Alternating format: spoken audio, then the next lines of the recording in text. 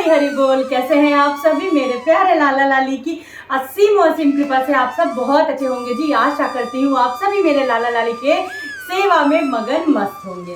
तो पितर पक्ष चल रहे हैं और सारे हमारे जो महापर्व हैं, जन्माष्टमी, लाडो की अष्टमी, सारे बहुत धूमधाम से मना के सब पूर्ण हुए। अब बारी है पितर पक्ष के बाद में नवरात्रि की। इस वर्ष 2024 में शारदीय नवरात्रि 3 अक्टूबर से मनाया जाएगा। अब ऐसे में नवरात्रि में आपको पूजन की सामग्री क्या क्या लेना है, तो चलिए लेके सीधे चलती हूँ आपको पंसारी वाले भैया के पास और दिखाती हूँ, बताती हूँ कि क्या क्या सामग्री आपको चाहिए। जो वहाँ की सामग्री होगी वो वहाँ दिखाऊंगी और जो सामग्री आपको जो वहाँ पे रह जाएंगी वो घर पे दिखाऊंगी। तो चलिए शुरू करते हैं ब्लॉग को। हरी बोल। तो जी ये देखिए कितने ही सुंदर रंग बिरंगे लहंगे हैं यहाँ पर। ये लहंगे मैं मेरी लाडो के लिए और शेरों वाली माता के लिए, महालक्ष्मी माँ, सरस्वती माता के लिए ले रही हूँ। तो चलिए अब मैं आपको जल्दी से दिखा देती हूँ कि सामग्री आपको क्या क्या लेना है। तो सबसे पहले लहंगे भी ज़रूर ले लीजिएगा रंग बिरंगे से मेरी लाडो के लिए। ये मैंने एक सिंहासन ले लिया है और शेरों वाली माता का विग्रह ले लिया है। मूर्ति आप अभी तो ये मूर्ति है तो ये मूर्ति ले लिया है। मूर्ति ले लेने के बाद में देखिए आप चित्रपट भी ले सकते हो। जैसे ये देखिए आप मूर्ति हो, आप मूर्ति ले सकते हो, छोटी मूर्ति भी ले सकते हो। तो आप छोटा चित्रपट भी ले सकते हो, बड़ा चित्रपट भी ले सकते हो, बड़ी मूर्ति भी ले सकते हो, छोटी भी ले सकते हो। ये है आसन लाल और ये है अखंड ज्योत, जो कि आप 9 दिन पूरा प्रज्वलित करोगे। अब देखिए अगर आप 9 दिन पूरा प्रज्वलित करते हो अखंड दीपक, तो आप छोटा बड़ा अपने हिसाब से देख सकते हो। यहाँ पे शुरुआत हल्दी की गांठ से करिए हमेशा। तो यहाँ पे मैंने बास्केट में जो शेरों वाली माता है उनकी जो मूर्ति है वो रख लिया है। अब मैं सबसे पहले हल्दी की गांठें लूँगी। देखिए हल्दी की गांठ हमेशा शुरुआत पूजा की सामग्री की हल्दी की गांठ से करिएगा। ये सारे लहंगे मैंने अलग कर लिए हैं, ये लहंगे भी रख लेते हैं। ये सुपारी आ गई, हल्दी की गांठ आ गई, लौंग, इलायची, सुपारी ज़रूर ले लीजिएगा। गणेश जी के लिए आप सुपारी ले लीजिएगा ज़रूर, और अगर प्रतिमा है आप वो भी रख सकते हो। और सुपारी की तो ज़रूरत पूजा में आपको पड़ेगी ही पड़ेगी, तो ज़रूर ले लीजिएगा।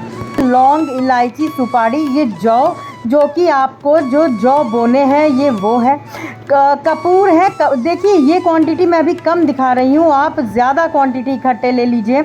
ये है सप्त जो सती का पाठ होता है, जो लोग सप्तशती का पाठ करते हैं उनके लिए। जो लोग नहीं भी करते हैं तो आपको नवरात्रि में लेना ज़रूर है। अब ये सप्त मृतिका है, ये 7 तरीके की मिट्टियाँ होती हैं। बहुत सारे लोग ये भी कलश में डालते हैं, ये ऑप्शनल है, आप चाहें तो ये भी ले सकते हो। पंसारी की शॉप पे आपको आराम से मिल जाएगा सप्त मृतिका। ये है आपका सर्व औषधि, ये कलश में डाला जाता है। ये पंचरत्न है, ये भी चढ़ता है। ये सारे मैंने जनेऊ ले लिए हैं गणेश जी के लिए, भोलेनाथ बाबा के लिए, मेरे नारायण के लिए। ये देखिए कितनी ही सुंदर सुंदर चुनरियाँ मैंने ली हैं। ये चुनरियाँ आप छोटी बड़ी अपने जो विग्रह हैं लाडो के लिए चुनरियाँ ज़रूर ले लीजिएगा। तो ये हो गई चुनरी। अब जो फिर अहम चीज़ आती है वो आती है ये छोटा झंडा। देखिए ये झंडी ज़रूर लीजिएगा। ये जो झंडी है ये आपको चौकी पे लगाना होता है। जो आप माता की चौकी बैठाओगे उस पे आपको ये झंडी लगाना होता है। आप बड़ा झंडा भी ले सकते हो। ये है श्रृंगार की सामग्री। देखिए श्रृंगार की सामग्री में साड़ी है, चुनरी है, या और इस तरीके की बांस की ही टोकरी में आप श्रृंगार की सामग्री रखें।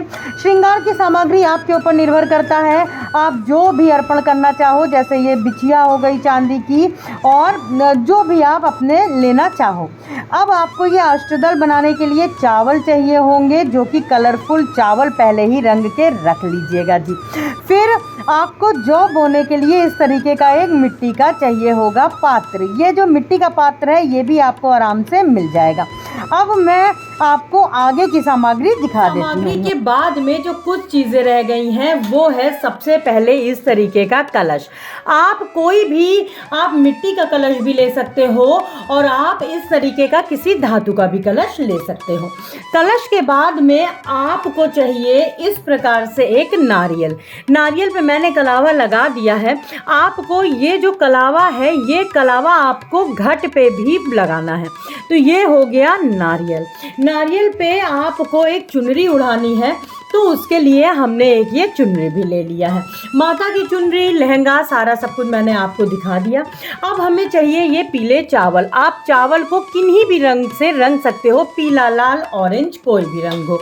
और फिर जो आपको रोज के लिए, जो पूजन के लिए आपको जो महाप्रसाद चढ़ाना है, लौंग, इलायची तो मैंने आपको बता दिया।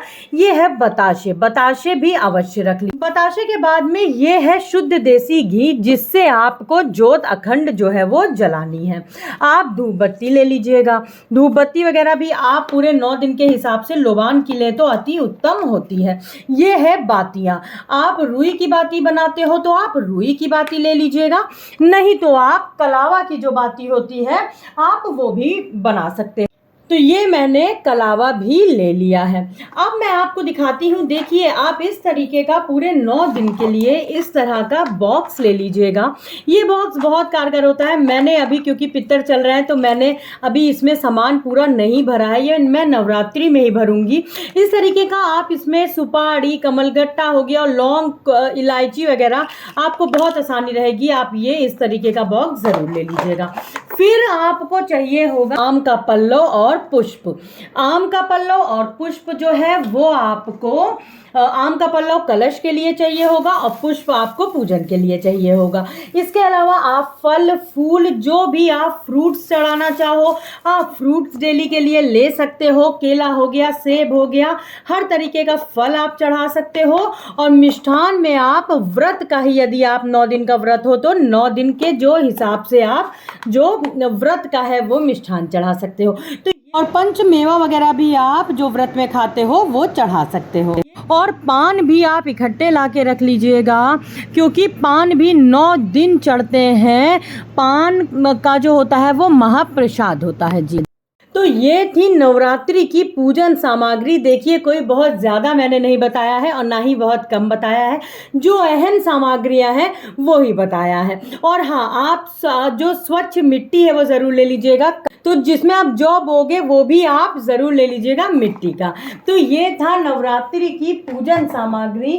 कोई भी प्रश्न है तो आप मुझसे पूछ सकते हो, कोई भी सुझाव है तो अवश्य दीजिएगा। आज के लिए बस इतना ही। वीडियो अच्छी लगी है तो लाइक करिएगा, चैनल को सब्सक्राइब करिएगा। हरि बोल।